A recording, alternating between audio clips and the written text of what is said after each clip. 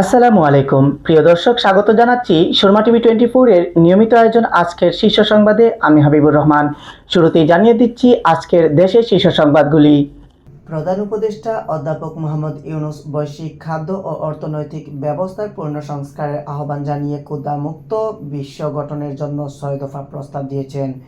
তিনি বলেছেন, ক্ষুধা কোনো অভাবের কারণে নয়, এটি আমাদের তৈরি করা অর্থনৈতিক কাঠামোর ব্যর্থতা। আমাদের এই ব্যবস্থা বদলাতে হবে।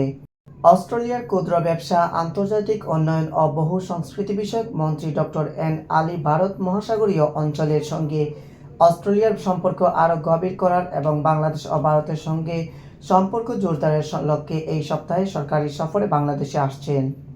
একই প্রতিবেদন হুবহু একাধিকবার প্রকাশ করায় ময়মনসিংহ জেলা প্রশাসন 11টি সংবাদপত্র ও ঘোষণাপত্র বাতিল করেছে। গত বৃহস্পতিবার এসব সংবাদপত্রের ডিক্লারেশন বাতিলের আদেশ জারি করা হয়। পিআর পদ্ধতি নিয়ে সিদ্ধান্ত আগামী নির্বাচন সংসদেই হবে বলে মন্তব্য করেছেন বিএনপি মহাসচিব মির্জা ফখরুল ইসলাম আলমগীর। আজ সোমবার দুপুরে এক মতবিনিময় সভায় তিনি কথা বলেন। Dhaka metropolitan police commissioner Sheikh Sajjad Ali বলেছেন, আসন্ন জাতীয় সংসদ নির্বাচনে কোনো পুলিশ কর্মকর্তা পক্ষপাত দুষ্ট আচরণ করলে কঠোর বিভাগীয় ব্যবস্থা নেওয়া হবে। প্রিয় দর্শক, এতক্ষণ শুনছিলেন আজকের দেশের শীর্ষ সংবাদ। এবারে থাকছে আন্তর্জাতিক শীর্ষ সংবাদগুলি।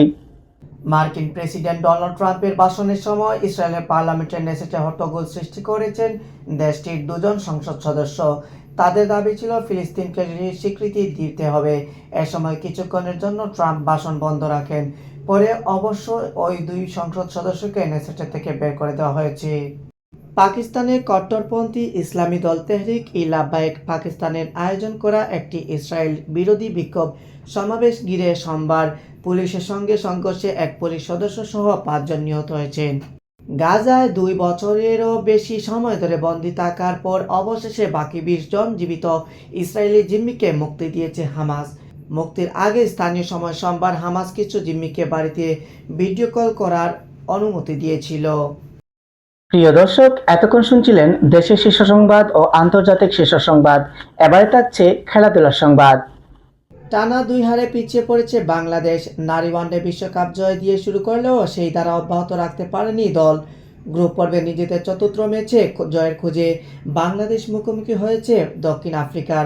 ভারতের বিশাখাপত্তনমে আজ সোমবার টস জিতে ব্যাটিং বেছে নিন নিগার সুলতানা জ্যোতি। 50 ওভারে 6 উইকেটে 232 রান তুলেছে বাংলাদেশ। জাতীয় স্টেডিয়ামে ঢাকায় কয়েক সেকেন্ডে আক্ষেপে পড়েছে বাংলাদেশ। প্রত্যাবর্তনে গল্প লিখে সমতায় ফিরলেও ম্যাচ হেরেছে শেষ মিনিটের গোলে। এশিয়ান কাপ বাছাইয়ের আবারও হংকংয়ের সামনে বাংলাদেশ। এবার খেলা হবে প্রতিপক্ষের মাঠে। ম্যাচটি যেমন প্রতিশোধের, একই সঙ্গে মূল পর্বের আশা বাঁচিয়ে রাখার চ্যালেঞ্জ।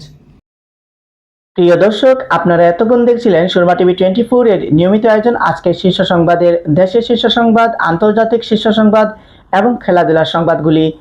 পরবর্তী শীর্ষ সংবাদ দেখার আমন্ত্রণ জানিয়ে আজকে এখানে বিদায় নিচ্ছি। আল্লাহ হাফেজ।